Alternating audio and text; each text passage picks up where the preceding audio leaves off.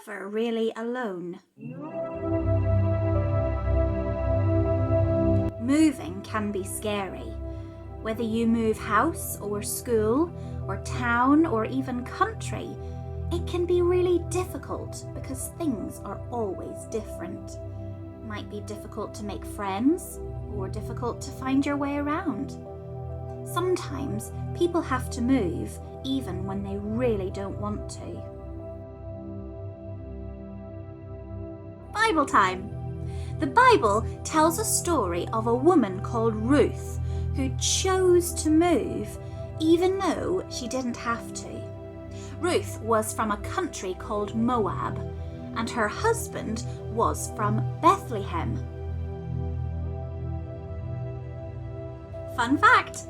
In the Hebrew language, the word Bethlehem means house of bread.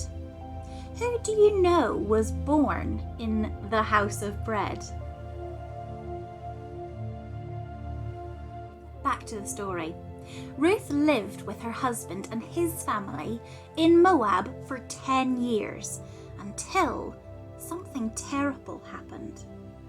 All the men in the family died, leaving just the women. Ruth's mother-in-law, her husband's mum, called Naomi, decided to move back to Bethlehem, and she hoped God would help her there. Ruth's sister-in-law, Orpah, went to her own family in Moab, but Ruth followed Naomi. Ruth left the place that she'd always lived in to go with Naomi to her town. Naomi told Ruth to stay in Moab. She even tried to talk Ruth out of going to Bethlehem. But Ruth knew that it was the right thing to do to help her mother-in-law. So she moved anyway. Because of Ruth's courage, God blessed both women. He provided for them and gave Ruth a new husband and eventually a little baby. And do you know what? Jesus was eventually born into Ruth's family.